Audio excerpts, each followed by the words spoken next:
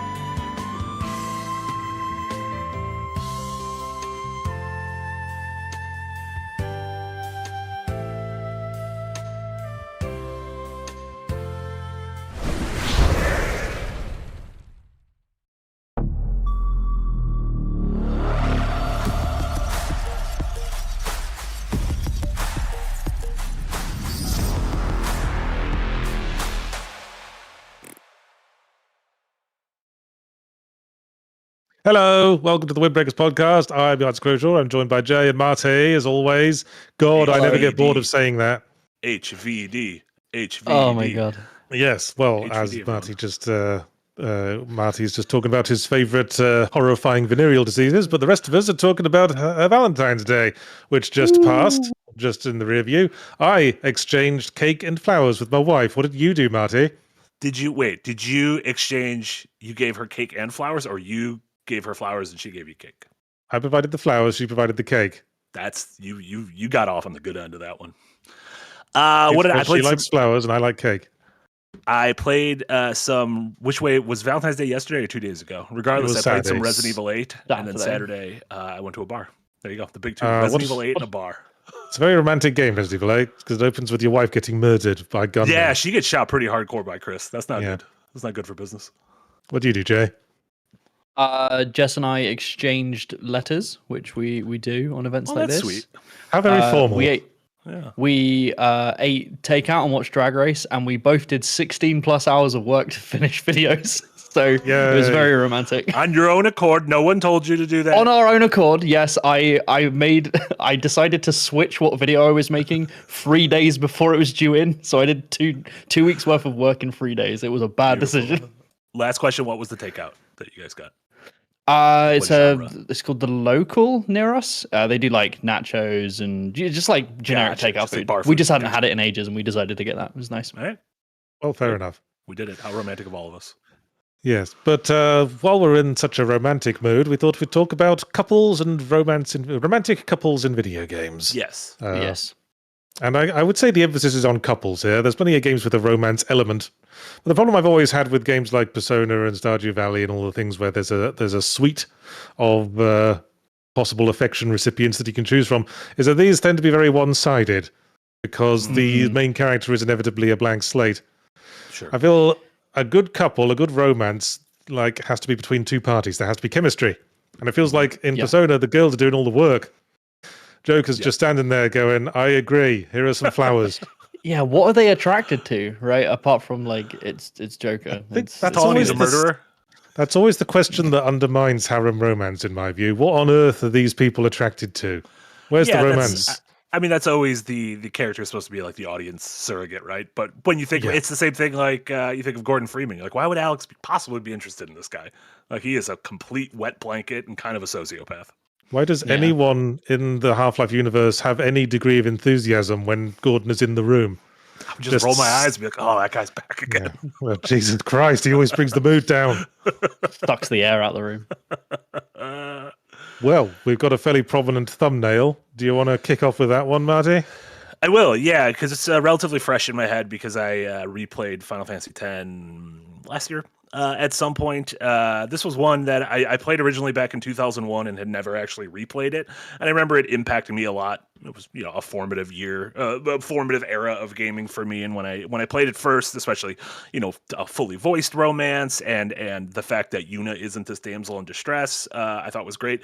Replaying it, it is amazing how, I guess some mild spoilers, what tragically doomed cross lovers the two of them are, like how their entire well, to fully appreciate the romance in that game, I assume you'd probably have to understand the plot, which is because I remember I picked it up in dribs and drabs because someone I was living with was playing it once, and as far as I could gather, the plot is you are a footballer from the future. Correct. And you've gone back in time or something, or forward in time or something, to some kind of primitive environment where you're not a famous footballer anymore. And for some reason, you now have to escort a lady to murder herself. The game's an isekai? If time travel is considered an isekai. Yeah, which it is. Yes. And also the main villain is an all-powerful space whale who is also your dad. Correct. All those things happen. There is the really great thing about the game is the switch from, you start learning more and more about Yuna's job, and it's like, oh, she is destined to have to be sacrificed for this ritual. And so you kind of are, as a player and as even a character, Titus is like discouraged from growing too attached. And of course that doesn't work and everything. But in the 25th hour near the end of the game, you realize, oh, what you thought was the case isn't exactly how things are, and it's kind of thrown on its head, and it has like a really kind of beautiful, this thing can never actually exist, melancholy aspect to its relationship, which I really love, honestly. I've seen the laughter scene on YouTube, and I've always thought when I saw that, they certainly should not exist. But the whole thing is out of context. The laughter scene, incredible and incredibly stupid, and like video games were a mistake. In context, a pretty sweet moment because it's both of them like looking death in the face and being like, sometimes you have to just kind of fake it and pretend to laugh and find the joy in life. Yeah. Okay. And they get to do a cool kiss in the water. And let me tell you, two people doing a cool kiss in the water, beautiful. That's a good feels moment, I think. Yeah. What? Just kiss? How chaste? Well, we don't know. I mean, the camera cuts away. We're not a pervert. This camera's not a pervert. We're not going to see what's going on. They have to come up for air at some point. Well, maybe he doesn't because he plays underwater football. So who knows? Well, don't they all? Don't humans in that game can all breathe underwater for no adequately explored reason? Maybe they have gills like the mariner in the hit film Waterworld. How do you know the name of the main character from Waterworld? Oh, he's known as the Mariner. A football kid with gills is transported into the future. Future football kid. I believe he's transported in the past because his Xanarchian is all fancy. Makes more sense why he might have gills. Okay. Sure. In the future, we get gills. Congrats. I plan to play this game, so I'm trying my best not to pay too much attention to the plot moments. Honestly, nothing we said will really impact. No, I think this is one of those it's one of those unspoilable plots. I mean, it's like how you could explain in great detail everything that happens in Killer 7, but you still wouldn't spoil the game. Sure. Okay. Sure. Completely agree. But yeah, I have I'm a big fan of the Final Fantasy games in general. I think a lot of them have done good romances, but this is the one that stuck out to me. I'll tell you what I like about Final Fantasy X is that this was on the borderline between letting you name the character and everyone being voice acted. So, and they weren't quite sure how to do that. So in Final Fantasy X, they just went with the solution of never saying the main character's name, which because no one knows how to say Titus or Titus. No, they never say it out loud. I think in games since then, what they'll do is they'll put the name in the subtitle, but the voice performance just sort of skims over it or just says that guy. Say like him or whatever. Yeah. MMOs do that a lot. They'll say like hero or like challenger and stuff like that. So it's a little bit awkward to have a romance between two characters, one of whom can never actually say the name of the other. Mm-hmm. You can't exactly be Wuthering Heights with those types. How topical. Catherine, Heathcliff, Catherine. How topical. Are you going to go see the new Wuthering Heights movie in theaters now? I am never going to see a movie. All right, except for Silent Hill. Except for Silent Hill 2, apparently. Very soon. Incredible. But yes, that was my first pick for a thing like a go-to couple in games that I enjoy. Okay. Well, I suppose my chosen favorite romantic couple in games won't come as a surprise because I've banged on about it in several videos. But my go-to is always the Prince and Farah in Prince of Persia: Sands of Time. Is the best Because one. not only is there a great chemistry between them, but the romance is actually central to the plot, which is quite rare in video games. I mean, it's fraught. They misunderstand each other. There's a tragic ending to it. It's not like one character snogs another as a reward for completing other objectives. And what I like about it is that both characters are flawed. I mean, a lot of romances, one character is just perfect and the other one has to live up to them. I think Drake and Delena suffers from that. But in Sands of Time, the prince is, he's an arrogant, posh git, and Farah is a less physically able but much more intelligent, slightly naive of a posh git. I never actually played the second and third games in that trilogy. Does Farah return for those? Yes, she returns in the third game, but she's not the same character, and it's not nearly as well written. So it's sort of tragic. So it's not like a relationship that grows over the 3 game, like Nate and Elena. It's not something you see kind of grow over a trilogy. No, it's very self-contained in the first one. I mean, in the first one, they have the whole home romance, and then the prince goes back in time, so the father forgets the entire romance happens. That's the tragedy. Is that the only romance we like in games is when one party time travels? Yeah, apparently. Yeah, and it's a really bittersweet ending because in the final cutscene, he goes back to see Farah, and she doesn't remember him, and he introduces himself again. Yeah. But then he tries to snog her and turns back time because he's just assaulted her, right? And then because he's embarrassed. Yeah, and then he needs to basically introduce himself to her again, but he's smiling. It's not a sad thing. It's I get to do this again. I get to go through this journey with her relationship-wise again. Yeah, sort of retrospectively bittersweet if you play the second game because that's all bitter. That's just bitter. Nothing but. Do you think there's something inherent to the fact that so far we've chosen 2 that are kind of concrete without choices? I mean, you mentioned the silent protagonist thing, but there are examples of romances in games where it's not a silent protagonist, and Commander Shepard in games or Geralt. Or there's still Gate 3. Well, in those games, they're not silent, but they are still blank slates. They are still whatever personality you project onto them. And you can and in those games, you can still usually, seduce any character, whatever personality you've got. Yeah, I think it's investment. You mentioned some of the flaws in Nathan Drake and Elena. I think their relationship, one, because it spans the whole trilogy, is really good. But also, I think you need that linearity to be able to become invested in either side of the characters and their relationship as a whole. Like you were speaking about Persona and how, because you have so many choices of who to romance, they can't go into any level of meaningful depth into the relationship of why they're into each other and stuff. Yeah. From a narrative gameplay's perspective, the problem with getting into a character who is you is that character can never surprise you. You know who you are. You are the one who makes all the personality decisions. I think an interesting example is the Saints Row games because you create your own character, you build your appearance, and you choose your voice pack. But after that, your hands are off, and the character acts according to their own choices. And I think that makes for a very strong character because there's a sort of coalition between you and the story writer because it's someone you created, someone you've clearly put your stamp on, but they can still surprise you by doing really cool things.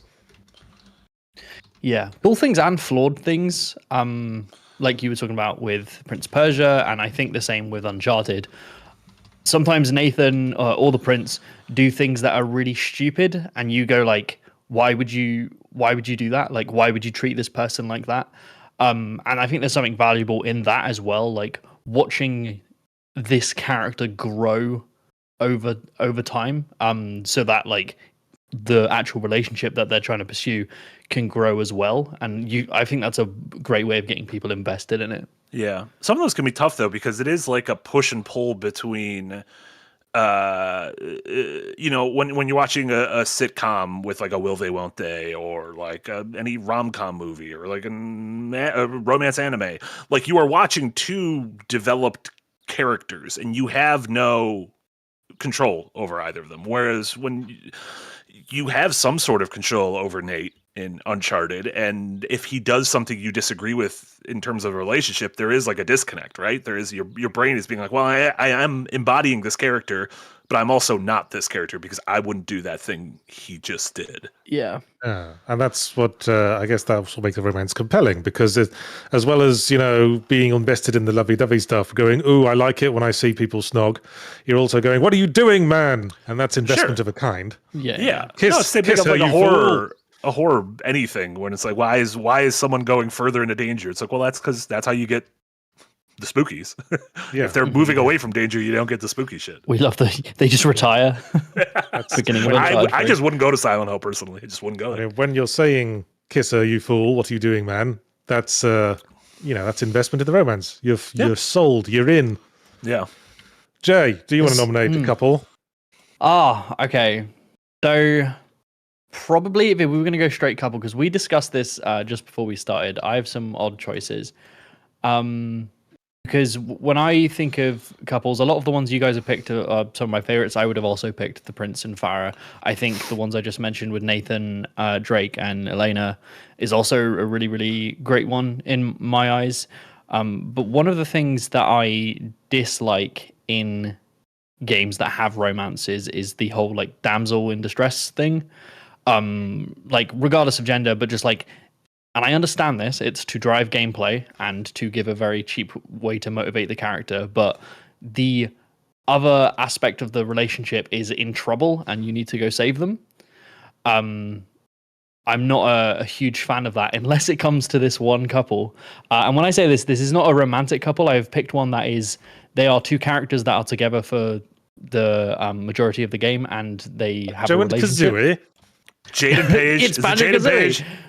It's Jaden Page. I did it. Because they have a adopted father-daughter relationship that for the first half of the game they are permanently together, and kind of similar to Farah in Prince of Persia. Page is used mechanically to help you play the game. He is required to do like rocket jumps. He's required to move certain objects, and to use his wrench on certain things. Beyond Good and Evil. Beyond Good and Evil, yeah. All of us know it's Jaden Page. Yeah. And then spoilers. It's a really old game. Go play it. He is captured by the bad guys in a freak accident, and the drive you feel to like go and save him, I think is like really, really powerful. The mistake they make is they try and immediately give you another sidekick, which sucks. Like Triple H sucks, but like annoyed me a bunch, and I think that's intentional. But like her presence mechanically annoyed me a lot. So when she was stripped away, there was part of me that was like, I need to go save her because it's Farah and she's great. But there was another part of me that was like, thank God she's not going to shoot me, because that's what she does all the time. She just randomly shoots you while you're she's trying to help other people. So yeah, it's just about how you balance that. Well, what I concluded in my retro review of Beyond Good and Evil is that it comes across as a remarkably cut down game in retrospect. And I guess the relationship between Jade and Paige is one of the few things that does get like the in-depth treatment it kind of deserves. Yes, 100%. Yeah, couldn't agree more. Okay, I've got another couple I wanted to talk about. Oh, okay. Hell yeah. And it's come up in the super chats already, but you mentioned it before we started talking, and I realized in retrospect I definitely want to talk about it, and that's Snake and Otacon in Metal Gear Solid. Yes. Some might say romance, some might say bromance, but it's all omance of some kind. And I wonder how intentional it was on Kojima's part to have this come across as like the relationship that would basically define all the games that Solid Snake heads. Yeah. Because the relationship starts with Otacon's like the naive scientist in the enemy base who doesn't realize he's making a super weapon, and Snake rescues him, and then Snake sort of helps him out as a voice in the ear from then on. But then in the second game, it turns out Snake and Otacon have become best chums and have started their own anti-Metal Gear organization. Yeah. I think it's a good reflection on Kojima's writing. The Solid Snake did that because a lot of like macho heroes in that sort of vein just feel like they don't seem to be interested in anything or have any sort of ideas for how to make the world better. They're always just very reactive characters. Let's just stop the baddies and blow stuff up. But Solid Snake gets proactive, and I admire that. Yeah. And he works with Otacon, and then like by the fourth game, which is like the third game with the two of them in, like Otacon is Snake's like full-time carer, and they've adopted a child together, and they live together in a flying house. Yeah. And I'm weirdly invested in the way their relationship develops. Yeah, I always obviously Kojima tends to put a lot of himself and his life and his work and everything in his work. Like his there's a lot of autobiography to sprinkled in the games, and I always wonder if Otacon is someone like Yoji Shinkawa or someone he's been like, someone he's been so clear. Yoji Shinkawa, the concept artist behind the entire Metal Gear Solid series, someone he's been working with his entire career, who he's like, no matter what happens, no matter who leaves us, no matter when our government/employer unceremoniously boots us out the door, me and you will be here forever. Right or dies. Yeah. I kind of like something about that. I almost feel like games are more suited for that kind of relationship, or even for like the Jade and Paige relationship you were talking about, than like a genuinely romantic relationship. I don't think they'd ever have sex with each other when we talk about romance. No. But, it's like what I was talking about in my somewhere emblematic about an NPC who feels like a friend. Sex and romance is one thing, and friendship is another. And sometimes friendship can be the thing we feel more invested in because it feels like the more natural thing, the thing that just, rather than the thing the two of you pursue, it's just something that sort of occurs naturally. Spend enough time together. Yeah, it's like the Bashir and O'Brien relationship in Deep Space Nine. It's really easy to get on board with it as well, and I think it's easy to solidify that mechanically. Having a friend come in and help you, even but if it's like dropping a pickup or calling you over the little radio in Metal Gear, or like Paige helping you out mechanically with puzzles and stuff like that, it's a really quick way to feel, I know it sounds kind of dumb because it's a game, but like gratitude towards that character, rather than a lot of the times when you're trying to pursue romantic relationships narratively, those romantic relationships usually end up being in peril. Like I was explaining with these ones. So the friendship ones, the platonic ones, are like, let's aid you. So then when something does happen to them, they die or they get captured, I think there's a stronger sense of, I need to like buckle up and go save the day because that's my boy, The peril in the Snake Otacon relationship is Otacon's failed relationships with women. Because when he starts having a thing with Naomi Hunter in the fourth game, Snake is visibly catty about it. Snake is very, clearly a little bit jealous of the attention she's giving to Otacon. I said, the attention and like, hey, do you remember when she like fucked us over before? Why are you trusting this lady? Yeah. It's like if your friend keeps going back to like somewhat this relationship, you're like, this person's toxic. You should not be dating this person. Part of the reason why I think they wouldn't have sex with each other is that they're both equally sort of hopeless in that area. They're both like really bad at sex and women, and they sort of find a relationship with each other over that. Is he getting catty because Otacon's getting the action, or is it because the action is going to Otacon? There's the question. Well, I think it's because we're never sure. I mean, it could be either. He's losing his boy time. He's like, I cherish my boy time. That's my boy. You're taking my boy. I have less time with my boy. Yeah. When I in choosing Final Fantasy X, part of that was because I have a video essay that'll be going up in the near future about just the year 2001 in gaming, and two other games that I wrote about in that essay that came out that year that had me thinking this. One, what do you think James and Mary's relationship was like before she got sick? Like, do you think they were a good couple? Like, do you think they were like, would they be like a couple you'd want to go on like a double date with? Would they be like, Silent someone Hill who 2, hosts we parties. should. Silent Hill 2, we should Silent say. Hill is 2. what Yeah, we're talking sorry. about Sorry. here. I need to. Yeah. Yeah. It is crazy it's- how you can say those two super generic names and we can immediately understand who Yes. what you're talking about. Like fucking names from the Bible. One of It's them's hard to me. It's hard to say. I mean, because like 99% of the relationship on screen there is James and Mary after Mary goes sick. I mean, all of the despair, all of the pain that James goes through, that's all, it's all up on screen. All that we're given of their relationship before that is that one quick video they took in the hotel where Mary is sort of waxing philosophical about Silent Hill and James is just filming her for a lark. But it wasn't like he pulled out his phone because this was 2001, No. so he had a goddamn camcorder. He was like my dad on holiday, presumably. He had a camcorder that he was just rolling all the time.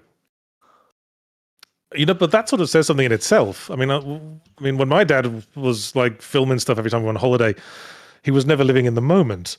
I think what we see in James filming their holiday there and not really answering her questions is that he wasn't a man who sort of appreciated what he had at the time. He wasn't really living in that moment. Mm-hmm. It was only afterwards. But he has hunger for it, right? Though, because if you didn't have an immense amount of love for your wife, you wouldn't go to Spookyville to go looking for them, right? Well, no, I think they're dead. It's sort of, I guess it feels like a man because like the key word of Silent Hill 2 is guilt. Guilt runs through every pore.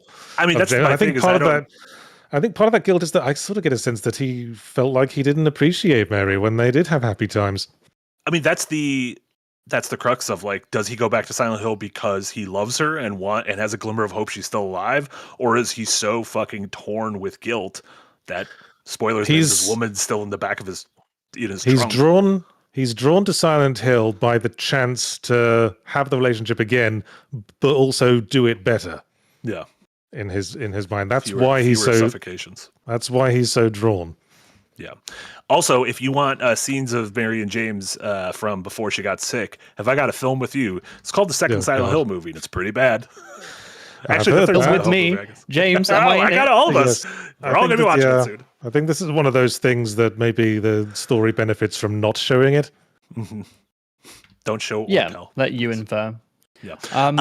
The other 2001 game that stuck with me was a really good portrayal of lowercase I intimacy, not in sex, but in the hand-holding mechanic in Eco, which I think is still one of the most kind of beautiful things to literally couple two characters together.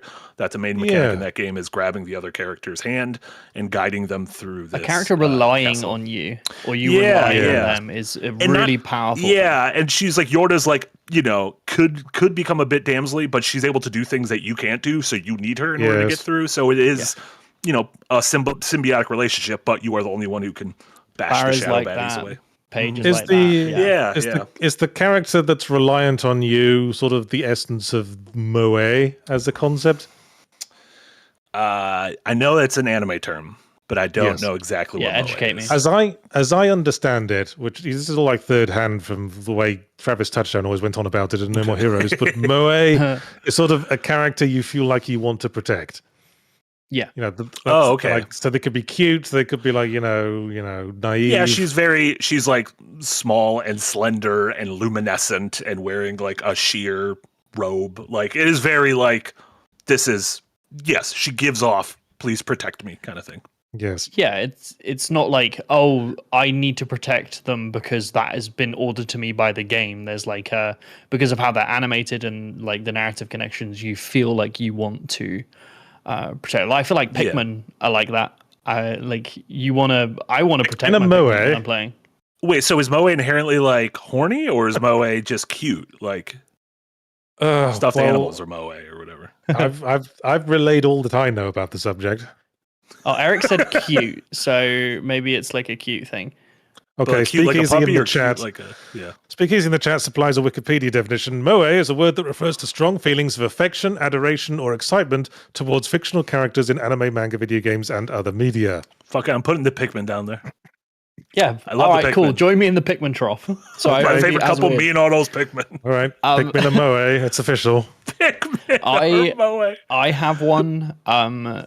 which is an interesting one. We spoke about this in the Guild Wars 2 documentary a whole bunch, which is Marjorie and Casimir from Guild Wars 2. They are in a same-sex relationship, and it has been growing since I think the second expansion, and people have been following this relationship for like 10 plus years.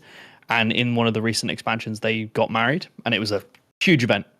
People were really, really excited for it. And I think that's a really interesting thing, because in building that relationship, they didn't get to spend a huge amount of time together because they were saving the world every expansion. And that is a huge part of their narrative, is that they cannot settle, they cannot do those things. And to actually have that happen in real time in gameplay is really interesting. It's good to see. I think that I'd like to see more established couples in games. The developers of Cairn made another game called Haven before that, which is a game about an established couple, like trying to survive on like a hostile, isolated world. And I'd like to see more of that, because, you know, the pursuit of romance is one thing, but there's just something nice about seeing two people who are completely at ease with each other, I suppose.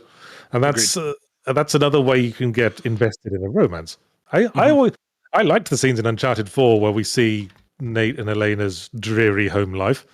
Oh yeah, they're like fucking playing video games on the couch and kind of just hanging out in a normal ass home. First time I started to like the bastard. Yeah, but you see the strain millions in of people at that point. Yeah, in that scene, I think it's very, very clever. Not just because you get to play Crash Bandicoot, but you see their home life, but you also see the strain in their relationship of Elena trying to settle and Nathan Drake not being able to, and like being drawn back into the adventure. And like, that's such an easy way to get you on board into the game, because you're anticipating getting to shoot 1 million people. So you're kind of like Nathan in that scene. You're just like, God, I want to get going. I think it's nice that at the end they kind of like, it feels like they've hung up their they find shirts, and yet their daughter is obviously drawn to that. They find a middle ground. They have some kind of adventurous career. It's probably like, you know, salvage diving, or you know, taking tourists on scuba trips.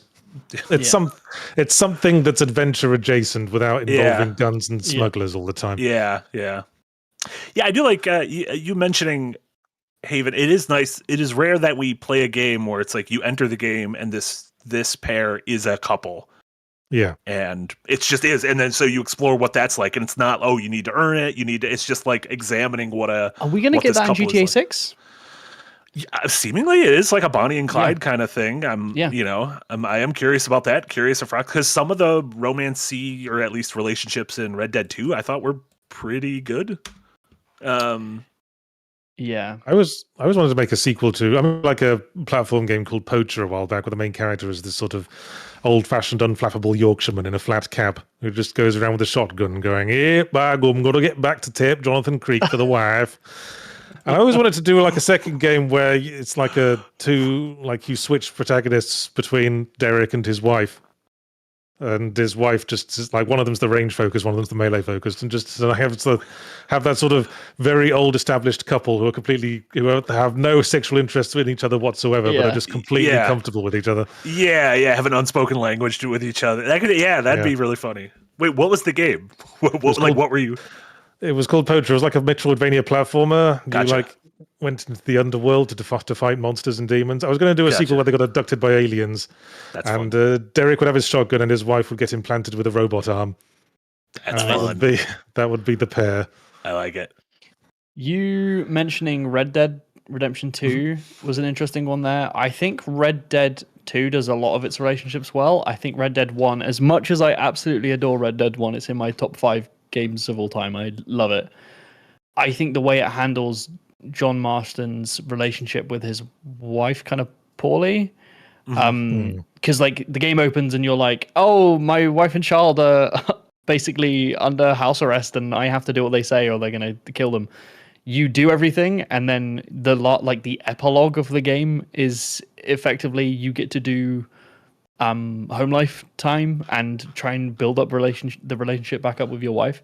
Yeah, and it doesn't last very long until the very famous ending.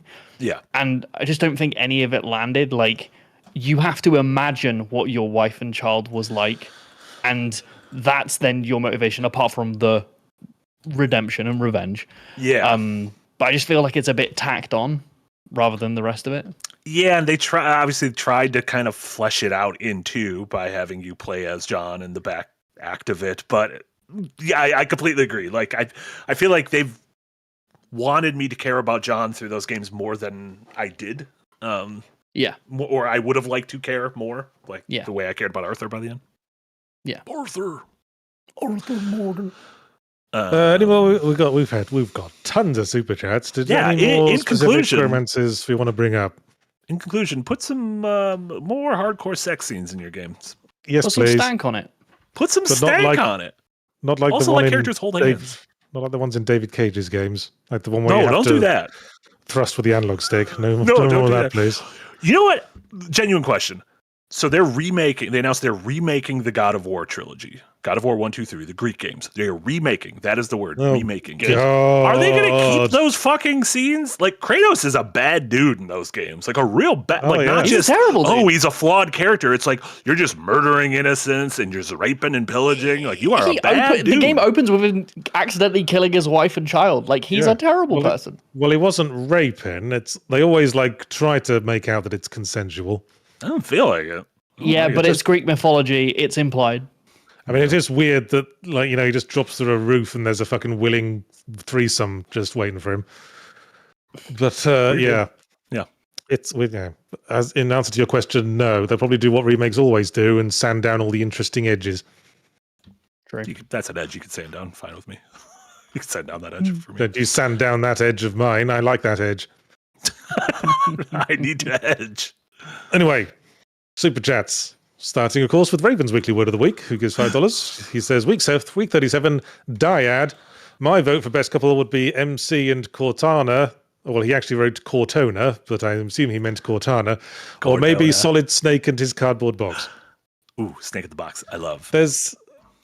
If you play Metal Gear Solid Peace Walker, there's this side thing where you can form relationships with Snake's colleagues, and you can do a thing where you take them to the beach and then you get into a cardboard box together and the cardboard box starts wobbling noticeably. You can do that with Master Miller. It's crazy. Incredible. Anyway, yes, dyad just means a group of two things. It means a couple. It's sort of a pointless word, really. Dyads were big in the hit films Star Wars Episode 9 Rise of Skywalker. Rey and Kylo Ren formed a bit of a force dyad in that. Oh my goodness. That'll be next week's topic. Top 5 force dyads in games. I'm resentful of the word dyad because it's always one you've missed when you're doing the New York Times spelling bee. It is also, isn't it literally just the word couple? It's just more just use the word couple. Yeah. It's two things. It just means two things. Just say couple. Jesus. It has the same syllables as well, right? Dyad, couple. Yeah. Dyad, couple. Yeah. Dyad. Hjorth87 gives 20 Danish kroner and says, I nominate Male Shepherd and Garrus. Best bromance. I have not played the Mass Effect games. They are on my list. I feel like I want to play them. Sure. Someone told me you can get so famous in those games that you can then cut promos for stores for less money. Yes. Is that true? Yes. That sounds great. Yeah, you can. That's awesome. I mean, you're famous. You're famous pretty much from the beginning. That sounds great because you're like a galactic savior. I'm Commander Shepard, and this is my favorite store on the Citadel. It's exactly that. But you do it because you're trying to get information from the storekeeper, and this is it's a quid pro quo thing. Gotcha. I thought you were literally just doing it to save some money because I'd do that. Was there a good? I mean, I guess you've played them a long time ago. Yes. Do you remember a specific romance or Mass Effect that stood out with you? Not really. It's another of those harem situations where none of them really feel like, because all of them are possible, none of them have impact. But yeah, there's a scene in one of them where you go out for beers with Garrus, and it's kind of fun, and you. I've seen clips of him. I like Garrus. He seems like a fun guy. Is he the big guy? Yeah, he's kind of the alien with the... Garrus is the alien. The big guy is Rex. Oh, yeah. Okay. Rex is the one who's kind of the hunchback. Rex is the big fish man, right? Yeah. Rex looks like the one fish man boss from Resi 8. I just fought him yesterday. Moreau? Yeah. They kind of let you.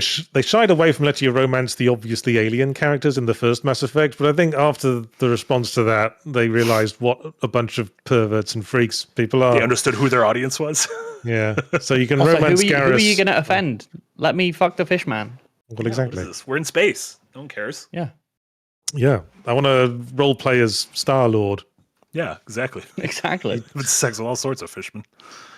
Anyway, yes, Hjorth87 gives 50 Danish kroner and says, for last week, Prophecy of Pendor, a total conversion for Mountain Blade Warband as a hobby project by a prof dev, new world story game mechanics. It's fun when you find out. It's fun when you find out these like big effort mods are actually side gigs of actual professionals. Like when the guys who made Wolfenstein: The New Order made a campaign for the original Quake just for laughs. Oh yeah. Yeah, it was just like, it was just something they were interested in. Yeah. Yeah. I think it's cool. Anyway, Geldon Yetic gives $5, says, your favorite video game couples are better than mine. Gentlemen, I present to you the option of shipping everyone and everything. If everyone's a couple, is no one a couple? No, yeah, it stops being special then, doesn't it? Yeah. Then everyone shows up on Valentine's Day and they're all upset. Yes. Mass Effect, the personas, it's just like, if you can romance everything, what's the point? Did you know that if you romance everyone in Stardew Valley, they have like the Persona 5 style scene where they all gang up on you? But if you go into that scene holding a lucky foot, like a lucky rabbit's foot, then that doesn't happen. They just sort of hang out. The lucky foot causes haram? Oh my god. The only way to create like a menage a 12. Yeah.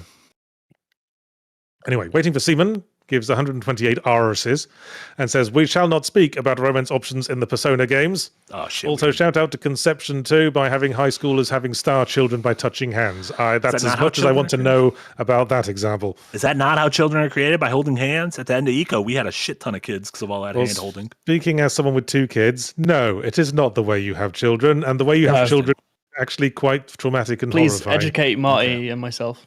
Where do babies come from? I saw at the beginning of Yoshi's Island, there's a stork and it accidentally drops the Mario babies into the forest. Well, yeah, but imagine that, but without the stork and with more blood.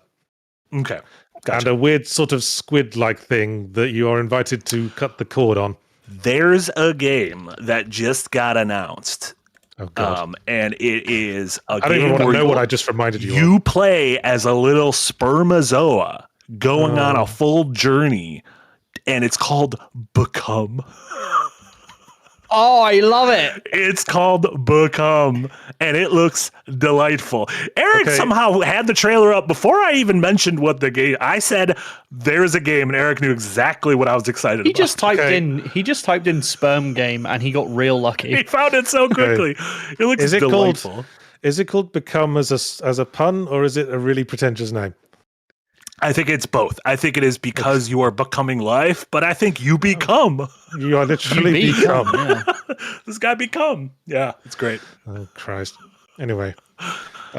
Murray the Demonic Skull gives 5 Canadian dollars and says, day off in most of Canada, so here's money to force Yards to read out mundane weekend activities. Yesterday I ate beef stew. It tasted good. Fucking beef stew. You know what makes my wife's beef stew? A little bit of Vegemite or Marmite or whatever you call it. Interesting. Yeah. It gives it that little umami kick. Yeah. Yes. Yes. Do you have any baking updates from the weekend? Anything new? Oh yes, I made pie. I made pie dough because I wanted to. Well, I haven't posted to the internet generally, Jay. Oh, true. I just posted it internally. But yes, I made pie dough because I wanted to make get some use out of a whole bunch of mandarins we had lying around. I found a recipe for mandarin tarts. Ooh. Nice. And I had some left over, so I used up my jar of mincemeat to make some mincemeat tarts and some jam tarts for my kid because she requested some specifically. Perfect. But my pastry cream was a bit runny in my mandarin tarts. I didn't get it because I was going by the recipe they gave me, and it said make the custard like the usual way, add the egg mixture slowly to the boiling milk mixture so it doesn't turn into scrambled eggs. Mm-hmm. And then it said after it was made to stir in the mandarin juice, and I was like, surely that would make it too runny. And I was right. So I mean, if I was doing it again, I'd add the mandarin juice to like the egg mixture at the start before I started mixing it in. Yeah, and then boil it up a bit. But I was like, you're mad, recipe. I'll do what you say because I've been down the road before of thinking I knew better than the recipe and ending up with a complete disaster. But this time you should have. Yeah, I should have gone with my developing baker instincts. Yeah, your gut. Anyway. Sorry, I'm quite enthusiastic about my baking. You triggered something in me. We love it. My bread turned out pretty well too. Hell yeah. It did. Looks great, that one. Catherine Reutz gives $5, says, tending to chores around the house and hear Yahtzee whisper yelling my name. Freaks me out. When did I do that? Catherine I'll do it now. Right? Okay. Oh, yeah. Catherine Heathcliff. I like... you yell it out like it's in heavy rain. Yeah. Catherine! Right, Bush. Catherine! Heathcliff! Catherine! Heathcliff! In front of that wedding. Ryan Betts, member 24 months in the tip jar. Thank you very much. And then Sinos the Hedgehog gives $2 and says Cecil and Rosa from Final Fantasy IV and Zidane and Garnet from Final Fantasy IX. Jesus, play some different games. Honestly, starting in Final Fantasy IV, you just had kind of a banger romance. Cloud and Tifa, Cloud and Aerith, Cloud and Barrett, Renoa and Squall. They look nice together. I don't get it, but they look nice together. Cloud and something. Cloud and something. I was trying to think if there was a romance in Final Fantasy VI, which is the one I like. And yeah, there is. Like Locke and Celeste. Yeah. Locke and Celeste have a thing. Mm-hmm. Well, I don't know much about it specifically. Yeah. Good game. Ryan Betts gives $2 and says, Eric will now show Sonic and a human woman snogging. I bet he doesn't have it queued up. I bet he doesn't. I bet he's got too many. He does. He's got too many tabs open. He's just going to close. He's just going to close OBS, and it's just going to pull up his like PC background. There it is. I mean, thank goodness it was this, and not. He didn't just like try to undercut the moment and find some kind of spam fiction. Why? What's Knuckles doing? He's cucking out. Knuckles cucking out in the back with his Chaos Emerald. Knuckles, more like cuckles. Hey. That's really good. That's really good. Gundam. Is she bringing him back to life, or are they like kissing because they get off? I thought it was her tears that brought him back to life. Was her tongue fall onto her lips? They made the decision to do this. Then the storyboards went to production, and then they animated it. Then they finalized it, and then they put it in the game. Mm-hmm. Yeah, disgusting. I mean, well, only one person had to decide to do it. Everyone else was just sort of doing their job. That's why he's in prison. Let our dog go.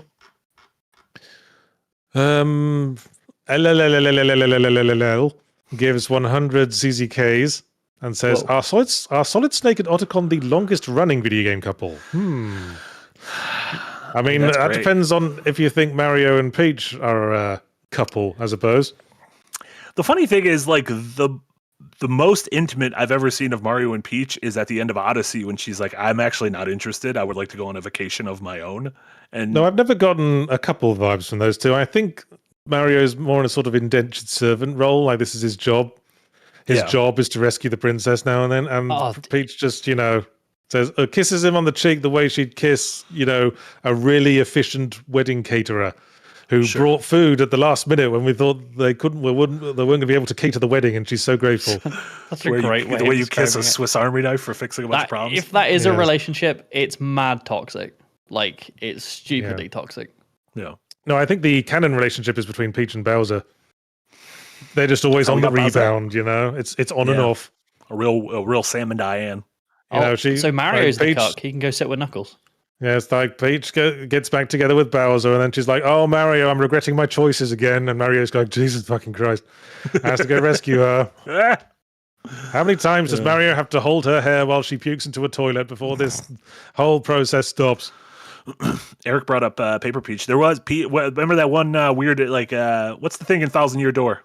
The weird, computers all over the beach? The computer that sort of contrives a number of reasons for Princess Peach to take all her clothes off. Yeah. What? Real horny computer in Thousand Year Door. It's true. Play Thousand Year Door. It happens. Okay. A horny computer succeeds in getting Princess Peach to strip off 3 times. Yeah. Mm-hmm. That's literally that's just what happens. That happens. Yeah. Okay. This is weirder than the Final Fantasy and the whole football underwater breeders. The whole reason the computer falls in love with Peach and betrays its master is because it spied on her in the shower. It's literally just lust on the computer's That's why I'm not worried about AI. Everyone's like, oh no, AI's going to take over. It's like, AI's going to get too horny. It's not going to know what to do. It'll be fine. That is ridiculous. Yeah. It's a ridiculous game, but fun. Yeah. Good game. I love it. Sinners the Hedgehog comes back with $2 and says, Raz and Lily from Psychonauts, cute, but feels forced. I think, it feels forced because throughout the course of the first game, they don't really have that much time together before she announces that they're boyfriend and girlfriend. Yeah, it does feel... It feels like they're supposed to be, this is happening over the course of the entire summer, and they had kind of a fling, but like you're just there, and it seems like it's all happening over the course of like 3 days, and you don't spend that much time with her. Yeah. Yeah. Enough said, really. Guild on Yahtzee gives $5 and says, like in Sands of Time, Anakin definitely used Force precognition to rewind every bad line he said to Padme. Well, I haven't heard a better explanation. There you go. Yeah. God, I like it. And then Catherine Royds comes back with $2 and says, kissing, yuck. Yearning, I yearn for yearning.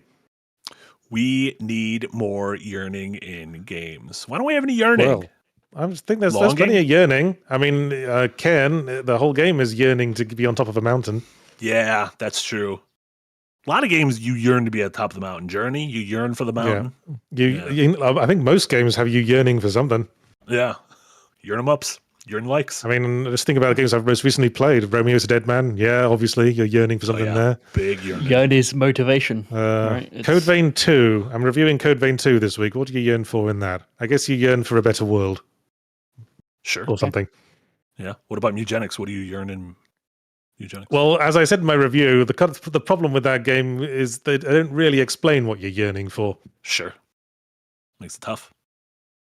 But then, that's me always expecting narrative in my games. I remember when we were talking to Evan McMillan, it was very clear when we talked that, he always likes narrative to take sort of a back seat in his works. Yeah.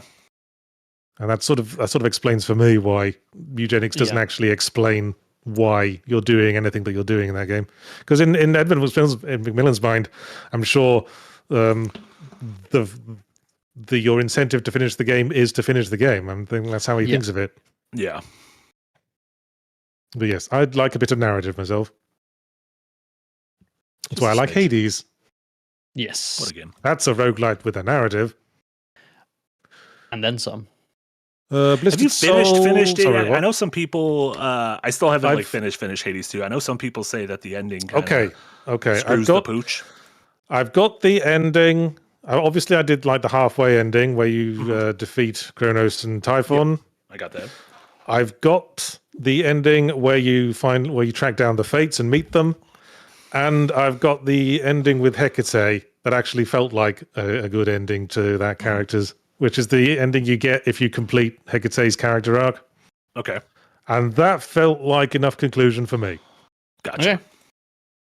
Yeah, a lot of people disappointed with how that game finished. I wasn't. Well, I wasn't. I guess my question would be, which ending were they disappointed by? Because there's like probably 4, the first one. I think the one people are getting up in arms about is the whole Kronos ending, and I can see that. I mean, I can sort of see if people will be disappointed by the Fates ending as well, because you show up to the Fates and they're like, "Oh, we're actually fine. We just wanted to keep it working anyway. Anyway, bye." Why was I doing all this? But the ending with Hecate, I think, was a good ending. That's the one I haven't got. Yeah. Is it in the hot tub? It is in the hot tub. Fuck yeah. Ooh. And it's the one time you see Melanoe have like a character portrait in the hot tub that doesn't look exactly the same as it always does, just sort of blissful with half-hooded eyes. You actually get her in the hot tub looking surprised. Damn. during that Love ending. in the tub. I know, but not for the reasons you're thinking, you sick man. I don't want to spoil it, but there's a good reason why it turns out you can't really have a sexual relationship with Hecate. I don't want to spoil it, but yeah. It's like there's a certain the revelation movie, The Stupids. You're your own grandpa. There's a certain revelation attached to Hecate's identity. Sure, I imagine she's your ma, she's your daughter, she's you from the future. Well, she's not your ma, because Persephone is your ma. You can have a couple of Poseidon's mas. Poseidon's your boy? The water boy? Incredible. Anyway, yes. So that's the good ending of Hades 2. If you still think Hades 2 is a bad ending, you haven't gotten enough endings yet. There you go. Where was I? Blistered Soul, because 199, and says Link and Zelda Skyward Sword, rare love-driven Link. Agreed. Definitely not my favorite Zelda, but I think my favorite relationship between the two. I think. What's your favorite Zelda? Well, it's not so much the romance, and more the Princess Peach is actually well characterized in Breath of the Wild, but and Link is Peach? his usual blank slate. But Zelda in Breath of the Wild, I think, is characterized enough that I feel invested in their relationships to a certain extent. In the flashbacks and everything in Breath of the Wild? Yes. Yeah. Yes. I like the Skyward. Like I said, the Skyward Sword. Not my favorite Zelda. I didn't mean my favorite portrayal of Zelda. I meant certainly not my favorite Zelda game. But I do think it is arguably has the most like just normal story, like just story, like very A to B story kind of thing. Breath of the Wild, I get the same kind of problem I had with Red Dead Redemption, where I'm like being shown things that have happened previously that I should care about and should solidify more of a relationship with the character, but I don't really. I know as a player that I'm watching something that is meant to endear me to a character. It's not like happening or like because of actions I've taken. Like it's just I'm watching a memory, and I find that kind of hard to like grasp. Sure. Yeah. And also Link being silent, I do still think there is like a remove when the protagonist is silent. Yeah. And, it's like it's done really well in, and you really care about Zelda in like Wind Waker and stuff like that, because you're actively seeing the progression of the character through your actions and what you're doing in the story rather than being told what happened before. I wish she would have remained a pirate. I think she would have been cool as a Yar. Yes. Yes, I hate that scene in Wind Waker where she gets a princess dress and just turns into princess for the rest of the game. Yeah, it's like, I liked her when she was a sassy pirate queen. Absolutely. And she just like gets put in a closet for the rest of the game. Yeah. Anyway. Sanos the Hedgehog comes back. Oh, missed one. Witticism gives $10. It says, the worst example I played recently was in AC Odyssey, where the protagonist falls in love and has a kid as a setup for the DLC. It's very forced, flat, out of character, and lasts for all of one cutscene. Wow, that's like a reproductive process to rival Mugenics by the sounds of it. You have the entire meet cute making the kid 9 months, kid's born. Beautiful. Yeah. Well, I assume it like the meet cute would be with a different gender depending on what gender protagonist you chose in that game. Oh, I forgot. Yeah, that had the two different. Yeah. Paths. Yeah. I like the relationship in Assassin's Creed 2. I think it's 2. Like Ezio's relationship with his mother, and like that like repeatedly going back to the manor and the house, and then getting the costume for doing all the achievements and stuff. That's a nice way of making you care about another person. I like it. So I like the sort of the hoops a game will jump through if it has a harem romance element, B, pregnancy, and C, the ability to choose a female protagonist, like in Harvest Moon and Stardew Valley. Because the game goes, what the fuck are we supposed to do about the main character being pregnant? Yeah. Because if you're playing as a female character, then you're the one that has to carry the baby, right? But how do you work that into gameplay? It is that mystery that has many farming games have had trouble with. Yeah. It should just be lore. In Stardew Valley, it's just like, Stardew Valley, they just have a black screen and so during the night, a baby popped out of you. Ooh, Jesus Christ. Mario you should have to play Become to completion and then it cuts back. Yeah. Yes. Anyway. Oh, blimey, we do have a lot of these. Lost the place again. Woo! I'm going to find it any second now, though. We're at Sinos the Hedgehog, $5 dono. Always yes, here it is. Always been a fan of opposites attracting, like Chai and Peppermint from Hi-Fi Rush, although why they then turned her into a lesbo over Corsica is odd. Yeah, I remember... It's impossible... How do I phrase this without offending someone? Do you think there's a surprisingly large amount of lesbian romance in video game female characters these days? I'm trying to, apart from the one that I just mentioned, which was Marjorie and Casimir, I can't really think of too many. And the example I gave with Marjorie and Casimir is one that's done really well because those characters being gay is not their primary thing. It's like they are full well-rounded characters. Well, so but, it's like a part of them, but it's not the whole just going by thing, recent right? games, Hades 2, you can les up, although I guess you're bisexual in Hades 2. In Cairn, the main character's in a relationship with another woman. I mean, I think it's less that there's a lot and more of there was no representation for a very long time. And now it feels like there's a normal amount of representation to reflect society. And it seems like a lot compared to 10, 15 years ago. You know, we could name 10 games right now, but that's 10 games out of thousands of games, right? I have a sense that certain parties think like a girl-on-girl relationship is somehow more palatable to a female audience than a girl-on-guy relationship. I don't know. I don't think there's any motive on like what might be more palatable. Like with the example here, I think there's a backlash against the standard dude male hero rescues damsel in distress sort of thing. Sure. Yeah. And it makes me think, and I do think there's historically been a lot of overcorrection to that, and like in the form of like, overly badass female characters who would they took like a macho male character and made them a woman, and just sort of completely shying away from romance as a whole concept. I mean, the Hi-Fi Rush is a good example. Like it feels like a romance could exist between Chai and Peppermint, but they just sort of completely like chop its legs off. As someone who just likes romance, and I mean, fuck it, who likes to see a heterosexual romance now and then, I feel I've been underserved. That feels silly, right? Like, but then the people who like same-sex relationships are being served. Not all art is directly made for you, right?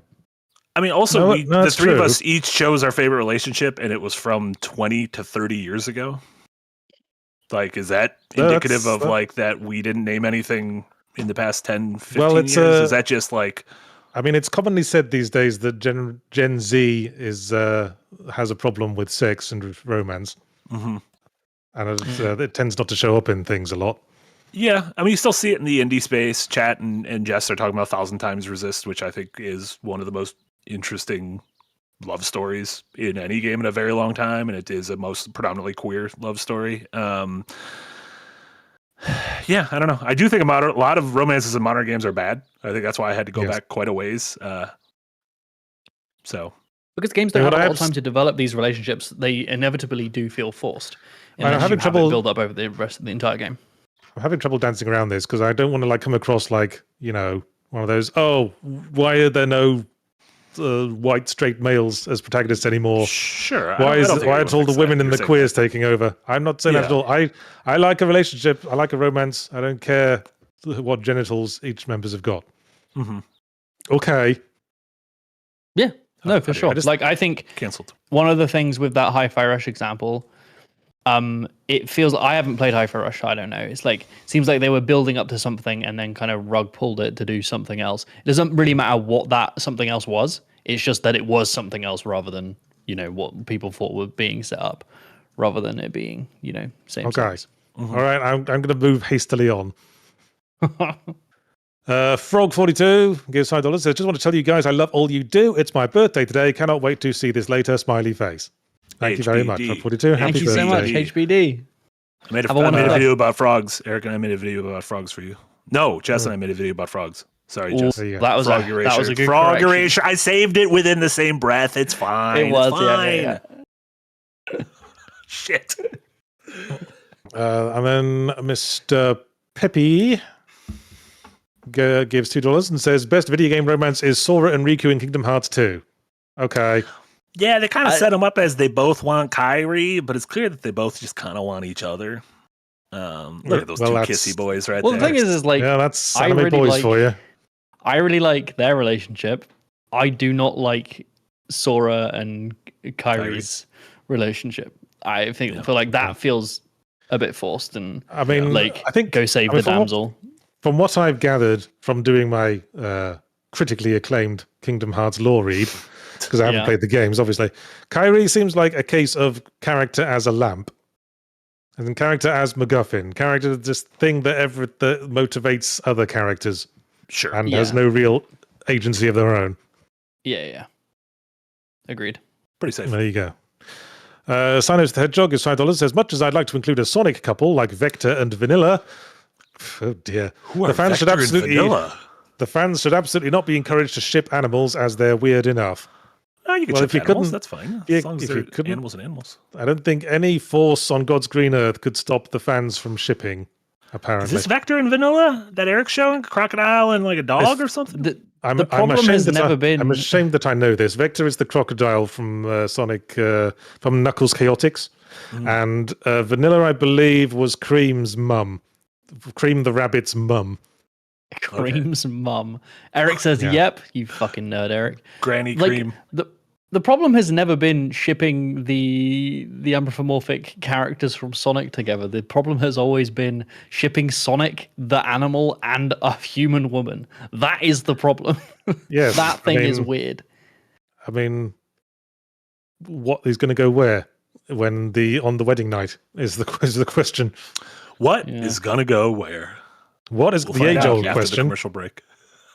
Shinzu Akachi gives £10 and says, video game adjacent thing, Rebecca in Cyberpunk Edge Runners hits on David, is rejected by him, but still remains absolutely ride or die loyal right till the end with no ulterior motives. She's the best.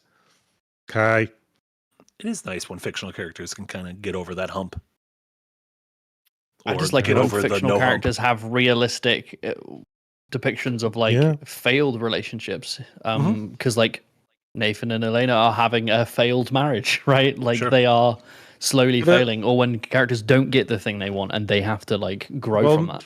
Well, Nathan and Elena live happily ever after together, but are there examples of characters who've been in a relationship and then broke up and now have a completely healthy relationship with each other as colleagues or friends? In games. Who knows? I'm sure there's someone like, oh, we used to date, but it's like something you never saw them beforehand. I think in Hades 1, Zagreus and Megara have a we used to date thing. Yeah. And you have the option of like resparking that. But that's actually Is there any of that in Dispatch?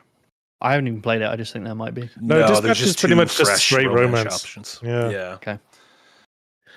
Anyway, Fist Up in Ugg is $5. Says, hear me out, Ratchet and Clank. A bromance between mutual chauffeurs that live together and support their random flings, i.e. serve bot with big screen. I never played the original Ratchet and Clank. I played like the remake thing where their relationship wasn't really established at all. One thing with that PS2 generation of 3D platformers, be it Jak and Daxter, Ratchet and Clank, or Sly Cooper, they did a much better job of building an interesting relationship with you and your sidekick or team in the case of Sly Cooper, whereas Mario, Sonic, Crash Bandicoot always felt very here is the main character. Sometimes you play as someone else, but like their relationship doesn't really matter too much. Whereas here's the your PS2 girlfriend. ones felt like buddy cop stuff. Your girlfriend is you with a bow on their head. Yeah. Whereas this, like, Jak and Daxter feel very different. Ratchet and Clank feel very different, both in terms of the story, their look, and their mechanics. Probably indicative of the maturation of video games as a medium. Look at that. We did it. Karuta Cowboy, member for 27 months in the value tier, says, unrelated, but I played Castlevania Symphony of the Night and want to know which Castlevania game to play next. Bonus question, which are your top 3 Castlevania games? Oh, that's an easy one. Aria of Sorrow is the next game you should play. Oh, you wouldn't go directly to Circle of the Moon. You'd skip and go to Aria of Sorrow. Yeah, I like Aria of Sorrow because the whole concept of where every single monster in the game has like a soul for you to pick up and you can make a collection of. That feels like an idea whose time had come. Castlevania's always had like a ridiculous monster list, and that way actually became an integral part of the core mechanics. That's Dawn of Sorrow, Eric. Get that shit out of here. Wow, Eric, I can't believe it. Tell him. You know, Aria? Really? This Aria erasure will not stand. No, that's fine. A lot of the games are very similar. Yes. Oh, we made Eric sad. Oh, no. How do you have multiple of these ready to go? Why do you have just like a slideshow of sad men stock images? Anyway, yes, top 3 Castlevania games. Symphony of the Night, Aria of Sorrow, I guess. 4. Did you see any of the news that came out of the PlayStation Showcase regarding? No. You know I don't watch showcases. You certainly don't. Sometimes you gain things via osmosis. To start off with, Metal Gear Solid Collection Part 2, so Metal Gear Solid 4 coming to everything finally, leaving the PS3, which is a big deal. Castlevania, in celebration of its 40th anniversary, is getting a new 2D Metroidvania by the Dead Cells team, Motion Twin. Oh no, okay. So which portion of the Dead Cells team? Because they all it had both Motion Twin apart. and the other developer's name. And what is it? Motion Twin and what's that other dev? I Well, we can't remember know. the name. Well, we know Dead Souls likes Castlevania. They did that whole DLC for They it. did a DLC. Yeah, Evil Empire. Thank you so much, Quinn. Okay, well, if there's ever a team that I think could pull it off, it's them. But I hope they're not just using the brand recognition and just using one of the devs. Hopefully it's the team. Is there really much the Metroidvania game generally can do now to stand out from the pack? I feel like have an IP I like, right? Like, yeah, I mean, you could just be good. Like Prince of Persia: The Lost Crown was just good. Right, that was a good game. Yeah. Whereas this God of War one, I'm a few hours in, and I'm like, this is just not doing it for me. And I like God of War, and I like Metroidvanias. There's a God of War. Shadow dropped last week. I didn't know either. Yeah, it was Shadow dropped. I only saw it. Sons of Sparta. Sons of Sparta. Yeah, 2D. It's PS5 exclusive at the moment. Is that referencing Devil May Cry? Do we think? I didn't think about that until now, but no, you play. So they brought back like the framing device of the game is the original Kratos voice actor telling his daughter Calliope a story. And then the character you play as in the game is a very young Kratos voiced by like, hey guys, it's me, Kratos. We gotta go fight this troll in the river. Oh, that's gotta suck. Yeah, it's a bummer so far. And I fucking love Metroidvanias, but this game's not doing a lot for me. Okay, Sovereign 46 gives €20, says out there pick Guido and Gulu, those elderly gay blokes from Jedi Survivor. They just hang around the hub city all game, loudly talking shit about everyone else in town. If that's not couple goals, then I don't know what is. That's good. I wish I would have done more research into who my favorite like NPC couples are. Who's my favorite like random couple? Yeah, we've been thinking about main characters a lot. Yeah. I don't remember those guys. I don't remember much of Survivor, to be honest. But you make them sound like Statler and Waldorf, which kind of sounds great. Dudes just talking shit in your town. Is it them guys? Is it those two mans? Yeah, it might be these two, Ben. I like this little triangle guy. Look at them. Whoa. It looks like a big traffic cone. How does that move? Slowly. Yeah. Sinos the Hedgehog is $2. Says Marcus and Dom from Gears of War, totally 100% gay. I agree, Absolutely. probably. Absolutely. I mean, they all seems. I think they're both harboring those feelings, but both sort of denying themselves, and that's why they're all so pent up with rage.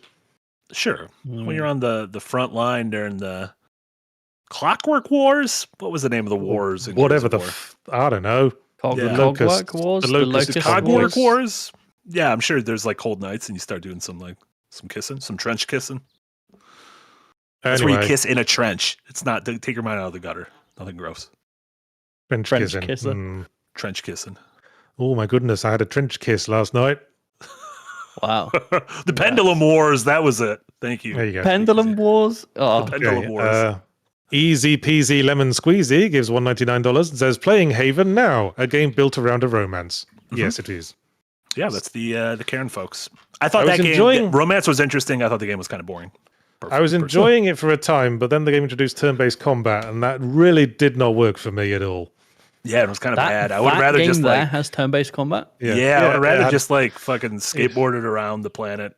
Yeah, that's what I wanted. I wanted like some kind of combat system that tied into the skateboarding around the planet. The turn-based shit, I bounced off immediately. I was like, I'm not playing a whole game of this. Go away. Which is disappointing because, as I say, I was like into the dynamic. Yeah, interesting developer though, doing Fury, that, and Cairn. Yeah, they've definitely keen to indulge their weird ideas. Yeah, I appreciate that. Sinos the Hedgehog is $2 and says, not video game, but Pierce and Warden from your book. Oh, you suck up, Sinos the Hedgehog. Yes. The will they, won't they relationship between two characters who hate each other in my Will Save the Galaxy for Food books. The third of which will shortly be getting a print and ebook edition. It's been in the works for ages. There's been a lot of kerfuffling, but we're finally straightening it out. It will be out very soon. You can Sorry, put it up on your keeping you all bookshelf. waiting. Congrats. Love Yes, it. I'm going to hold off on like blasting that everywhere until I've got some solid URLs. Until you know. Yeah, of course. Until you know. But then blast away. Is that the favorite relationship of the ones you've written about in a book? It's Or I guess one in of a the game? few like couple relationships I've written. Gotcha. I've done a draft for the next Data Files book as well. That's next in the wings, and that has a fairly overt romantic element. Nice. Cool. Two characters go on dates and shit. Aw. We love a good date and shit. We love a good date and shit. Big two. Blue Team KO87 gives 4.99 and says Adol and Karja's relationship as Shield siblings in East 10 Nordics was great. I've heard so many good things about East 10 Nordics. I started I've on never East heard 10. of this thing. I haven't really kept with it. There's a few East games I like. I've played East The Oath in Felghana, which I thought was quite fun. I played East Monstrum Nox. I thought it was getting a little bit fetishy. Like there's a lady with big tits who's like the cow lady, and I was like, this feels icky. No thanks. East is a huge JRPG blind spot for me. I know.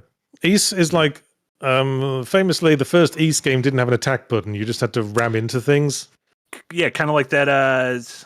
Didn't we game played we an played indie game that was like that? Yes, Anodyne Age or something. Yeah. Yes, that game with the name we can never remember. I think it was something Age. Yeah, Anodyne Age, I think, maybe. No, it wasn't Anodyne. It was made by the developer of another game that was called Anodyne, but it was not called Anodyne. Someone on the chat will know. Sound off in the comments below. Anyway, Karuta Cowboy gives 140 Zaros and says the Danganronpa games have some interesting tragic relationships that form, but Yahtzee will never know about them. Jokes aside, I do appreciate it for having relationships that form that don't involve the MC. Okay.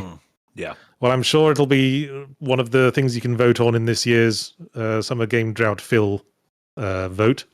It's going to win this year. It's going to win. Angeline Era. Thank you. Angeline Era. Angeline Era, that was it. Yeah.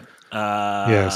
I like it when there's a romance that you're just not a part of and that you're kind of just viewing. I think that's nice. I think it's easier to root for it, right? Yeah. I think I said before, I would like a Stardew Valley-like game where, as well as, choosing a waifu and working on that relationship, you could sort of act as matchmaker for other couples. You're like a wingman. Steer them together. Because I feel like there's other couples you can see might be a sort of canon pairing if you don't go with either of them in some of those games. It would almost be neat if those pairs would then go on to do something that other pairs wouldn't. So like, you put the carpenter and the baker together and they built a big bakery in town that you wouldn't have gotten if you wouldn't have had those two characters together. I believe in like future updates, like coming soon, Stardew Valley is going to add other characters getting married to each other that you don't marry. I like that. That seems neat. Cool. Because I saw a screenshot of like a wedding invite between two of the characters who were like the obvious couple, like the blonde girl attend the and wedding? the jock boy. Yeah. You don't get to attend weddings enough in games. Also, I think the fans of Persona 5 have sort of nominated like canon ships between certain couples. Like I think people accept Makoto and Joker as the canon relationship if you had to pair them all off, because Makoto doesn't really have an obvious pair otherwise. Yeah, I guess in Royal he does with Kasumi, but in the core game, yeah. Yeah, the core game they ship An and Ryuji. Forgotten their names now. Yeah, An and Ryuji because they're both blonde, and what are shippers if not a bunch of Aryan racists? They ship what's her name? Like they're I've forgotten her name now. No, not Haru. The girl in the glasses, Fu something. Futaba. Futaba. Thank sister. you. Yeah. Futaba and it's been a while since I played the game. You can tell. Yeah, Fox Boy. Isn't he gay? I always saw him as sort of not really interested in any side of that. He's just interested in art. Just loves his art. Asexual. Yeah, he's art sexual. Futaba can't be the core. Futaba's like your little sister. You can't be kissing Futaba. Yeah, no, don't. I just think all of this is really Futaba. funny. Also, she's all weird. shippers. Weird. all of these shipper nerds are the masters of how relationships work. That's funny. Let me tell you who should be. Yeah. No. These people are destined to be together. They're perfect for each other. All right. Anyway. What did you do on Valentine's Day? Played Resident Evil 8, went to a bar. Now let me tell you why Futaba is not waifu material. She's absolutely your surrogate sister in that game. Yes, it'd be like waifuing the little girl in Persona 4. You're just 12 minutes in. Anyway, Blue McNeil gives $2 and says, Kaito Momota and Maki Roll was just Gurren Lagann. I don't know what any of those words mean, Blue McNeil. Kaito, Matoma, and Maki Roll are Danganronpa 3. Okay. Which you'll know in a few years when you get to Danganronpa 3. Okay. Hopefully this year. Love Gurren Lagann. Do love Gurren Lagann. Also, did you miss the previous Tono? Wait, I think he did. Tsunami Dusha. Did I forget to say Tsunami Dusha? You Insane. did. Tsunami Dusha gave us $20 and said nothing. That's probably why I forgot. We love you, Tsunami Dusha. We always love your contributions, Tsunami Dusha. Thank you very much. Sinus Hedgehog comes back with $2 and says, was Shovel Knight and his female partner mentioned? Oh, no, that is a good one, actually. I remember liking the relationship between Shovel Knight and Shield Knight as it plays out by the end of Shovel Knight. I think it's saying any more would probably be an interesting relationship. Saying any more would probably be spoilers, but I liked that they were established as sort of like equals, and Hollow Knight's just sort of at a loose end without her. Yeah. Shovel Knight. Shovel Knight, yes. It's weird how many we got a couple nights in the same year. Kind of weird. I know. BS Marsh gives $2 and says, off topic, pour one out for Robert Duvall, R.I.P. Oh, did he die? Did Robert Duvall die? Be smart, you can't be doing this to us on podcasts. Robbie. Shout out to Apocalypse Now and The Godfather. Oh, there you go. Yeah. Rest in peace, big dog. Booker Zero Wit gives $5. It says, in Fallout 4, you can romance a Mr. Handy robot, and it was adorable. And I'm sure you quickly learned why he was called Mr. Handy. Pulled your whole thing right off. Just yanked it off. He can stitch it back on.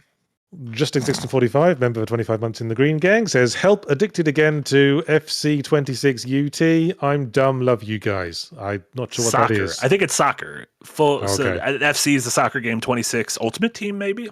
I think that's what. Okay. I think that's that game that just takes all your money. I thought UT was Unreal Tournament, but apparently not. It's a urinary tract infection inside the soccer game. You have to play a soccer game where all the characters have UTIs. Football Club 26 Unreal Tournament. Oops, all UTIs. Unreal Tournament. And then you go into the past and you get gills. Just Existing 45 gives $10 Canadian. Says, Marty does not get enough credit. Your positive outlook on various things is just a breath of fresh air. You are also funny AF. I have snort laughter to fair few of your ad-lib jokes. Love to the team. I think Yahtzee wanted to fucking kill himself by the end of that one. Yahtzee's like, I can't keep reading this compliment. I'd say I think you got a waifu, Marty. I think you should join the rest of us coupled up men. Incredible. Got myself a little harem starting. I appreciate it. That's what the money's for. That's the credit. The credit is I get paid once a month. There you go. That's great. Hell yeah.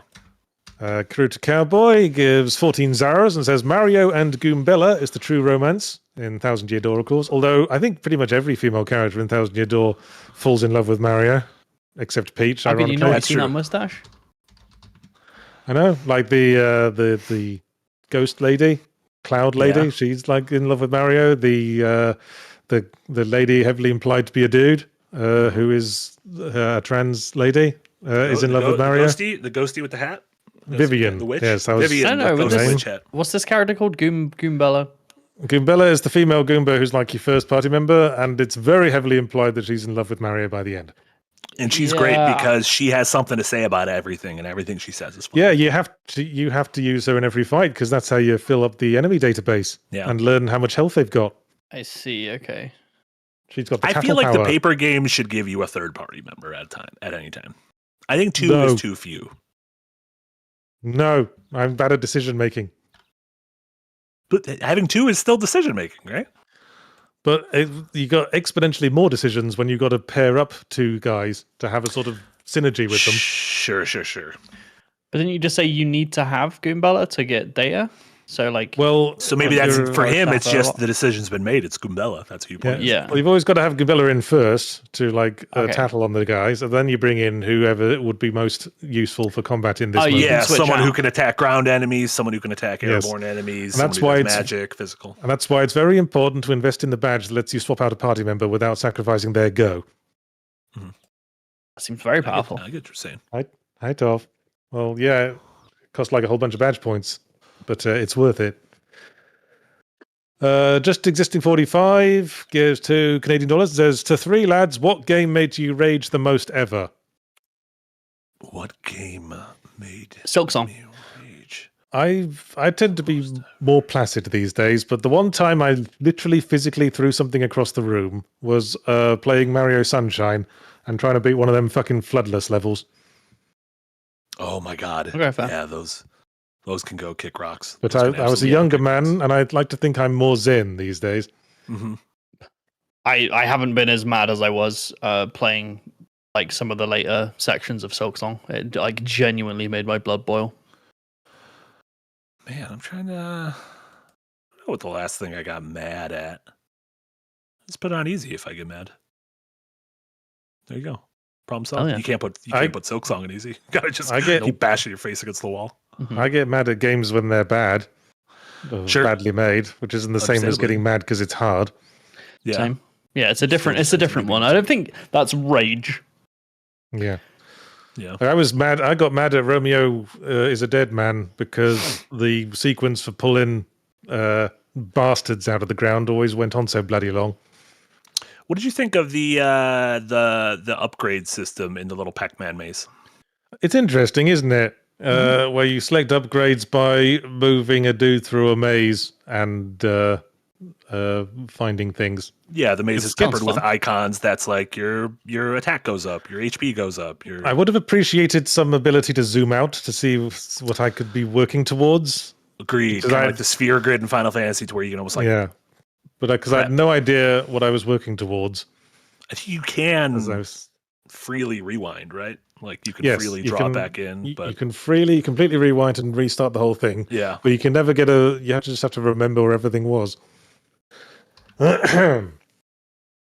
Susiguru 2000, member for 27 months in the Green Gang, and says, best couple, Dr. Kleiner and Lamar. Well, there's certainly some coupling going on there. Is Lamar the name of the dog? The head crab. Lamar is the name of Dr. Kleiner's pet head crab. What's the name of the big robot dog? You're going to laugh when you hear this. What? His name's Dog. Ah, son of a bitch. I had it. I fucking had it in the sentence. Yes. Just existing 45 gives to Canadian dollars. Says, who at Second Wind has developed the most games? I want to say almost certainly me. It's Yahtzee. Yeah, because Jay hasn't even you've never worked on a game that's been released, have you? I'm working on 2 currently. Okay, leave me be. I keep telling you, not having actually released a game, you've only ever had half the experience of being a game developer. I know. I worked in education first, and I'm working on my next 2. Okay. Yeah, you got a lot of theory. I get that. You got viv and vigor. Yeah, I chose a different path in my life, and now I'm developing 2 games. You don't need to give me shit for it, dude. Theory is only worth so much. It's the practice of getting it out, having to. It's not just the. I'm currently working on it. It's not. Why am I getting shit for it?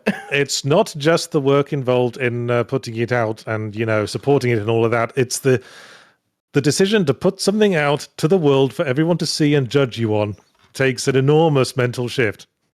I know. I was working on my big project, and I've put that on the back burner to work on something much smaller, based on the comments you've made to me. So I'm actively working on that. I think that was a good move. Coward. Mikey and Tina have also not a coward. Good move. Mikey and Tina have also shipped games. Obviously, your dev heads co-hosts.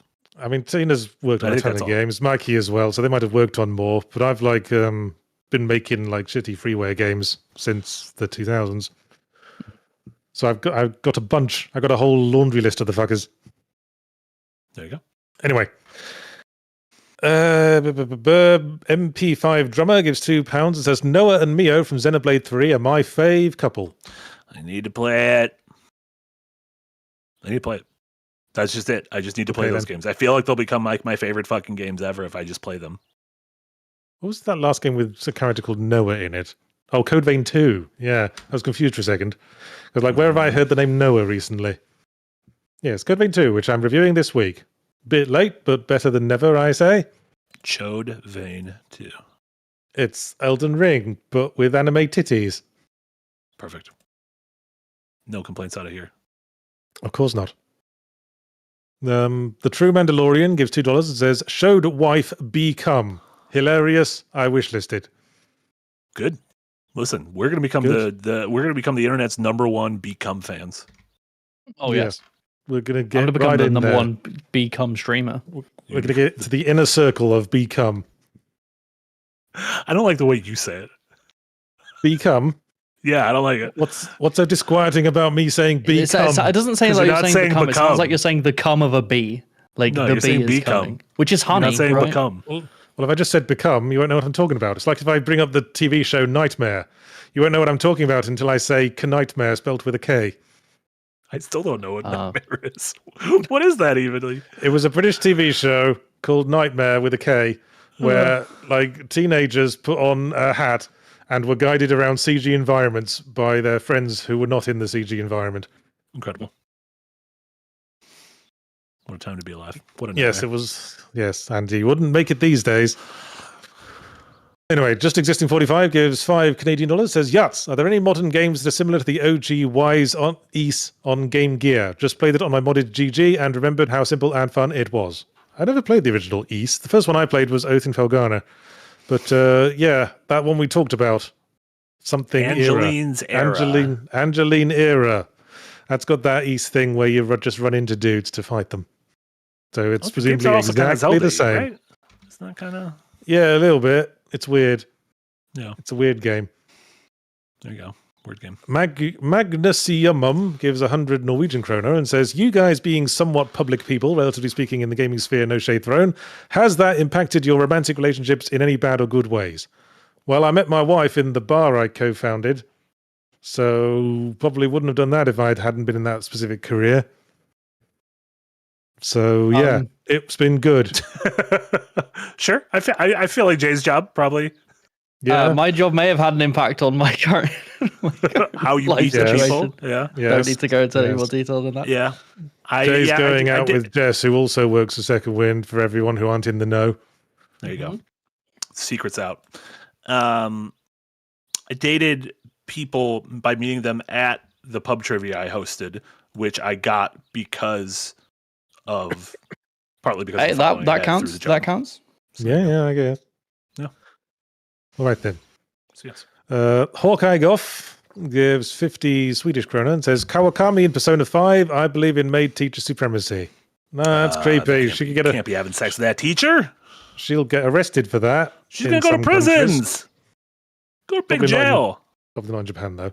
I guess it depends how old Joker is. I believe you are legally an adult as Joker. Well, you're in because you're not in the same because like Makoto's in the year older, and I think they say she's 18. Like she's on the cusp of leaving high school. So I think Joker's 17 in Persona 5. Sure. Let's go with that. 17. Yeah. Trying to think about too much. Also, just don't kiss your teacher. 16 at the start, 17 at the end. Oh yeah, I guess that would make sense. 16 at the start, 37. None of that, thanks. None of that. They should have been called Jailbait Kerr. That didn't work at all. What's that a person? Okay, moving on. I liked it. I appreciated the effort. I was trying to pun on Joker. It didn't work. Yeah. Just Existing 45 gives $2 Canadian and says, "Marty Waifu Fund. Yes, it was soccer. All my money." Perfect.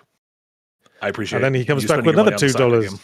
Comes back with another $2 and says, Yes, I'm trying to find Zen. FC26 kills remote." Epstein kills the remote? Remote, you're playing it on your TV with the remote. I do like people. I like people that call the controllers remotes. I still have like I dig it. Like, I dig it. Look at that remote. You have your controller and you have your remote control, and only one of them is a remote, in my view. This is true. Probably because I don't like wireless controllers. All my controllers are wired. I like having a firm connection. Interesting. Because, if you have to keep plugging and unplugging it, eventually it wears away the plug, and then it's buggered. R.I.P. Anyway, just Existing 45 gives $2 and says, "Did not mean to start an argument. Sorry, lads." Hey, that's what we're here for. Conflict is interesting television. That's what you're paying for. That's why you're giving us money. The pool cue in half and just throw it in the middle. Tryouts. Frightful Failures, who I suspect reading ahead hasn't been around here very long, gives 4.99 and says, how come Ultra Purist Yahtzee has 3 to 4 videos to complain about the pretty good Silent Hill 2 remake, but has been dead silent on the comical new movie? Because Yahtzee doesn't watch movies. Yahtzee is a games man. Yahtzee doesn't want to spread himself too thin, you get me? And also, we're doing that. That being said, we are planning once it is freely available on VOD, all 3 of us will buy it or rent it. We will watch it, and we will do an entire episode based on it. I ain't going to the fucking cinema. I hate that place. That's where farts are. And guess what, fuckers? We're going to rent it with your money. Thanks. That's where farts are. That's where the farts go. I'm excited. Murasaki gives $10. Says, Yahtzee once described yourself as a banana. Would you still describe yourself as a banana today? If not, what comestible would you describe yourself as? I would say at the time a durian, in that I smell weird, but I have an intriguing center. Yeah, I can get behind this. Yeah. Yeah. Initially put off, but like, what's going on over there? I'm intrigued. On the outside, I'm spiky and smell weird, but get inside and you'll find some creamy goodness. Yeah. Mm-hmm. Creamy, but still smell weird. I've never thought about what fruit or vegetable would I be? No, that's like a layer deeper than animal. Yeah. I'd be a fig, like a little shriveled. Yeah, yes, I'm like put you into a Newton. No, yeah, because I'm just thinking of fig rolls. Yeah, I just want to be a fig roll. I should try to make my own fig rolls. I like fig rolls. Oh, dude, I fucking love fig rolls. Fig rolls are just fig Newtons. Yeah. No, I should try to make Eccles cakes. Yes, correct. Eccles cakes are fire. All right, we're going to the British dimension. I'm sorry, Marty. Oh no, we're so close to the end. Oh, Eccles cakes look good. Yeah, it's like a pastry filled with dried fruit and some other things. I like that. Just Existing comes back with $2. Says, I was being cheap and shortening. Yes, controller. Cry laughing emoji. The remote. Yes. Makes me think you're paying per word for these donations. I believe the $2 donations do have a word cap. Oh, really? Do they? I think that's why some of them are kind of short and abbreviated and stuff. Yes. Now that you say that, all of the $2 ones are short. Yeah, they have a character cap, whereas I think $5 puts you over. Yeah, I mean, I wonder why Just Existing and Silence the Hedgehog feel like they need to spread themselves so thinly across the entire podcast. I think it's because you don't wanna like bust your load right away, right? Yeah. You want to spread your load. They're load spreaders. They're load spreaders, yeah. They become. There you go. Well, that's the last Super Chats. So thank you for listening to the Windbreakers podcast again. Remember to like and subscribe if you liked it, because there'll be more Windbreakers podcasts every week, and a huge archive to go back in now. This was episode 111 according to my notes. Ooh, oh, damn! It's actually the 111th episode, but that's what it is to me. And hey, I get it. It's hard to make a commitment and subscribe to a channel, but liking costs you nothing. Just a little click. Just do it right now. I'm going to stop saying things until everyone goes and clicks the like button. Just give it a little flick. Stop talking. We can't leave until you do. We need to be. We all need to be quiet for 10 seconds so that everyone can go and click the like button. Okay.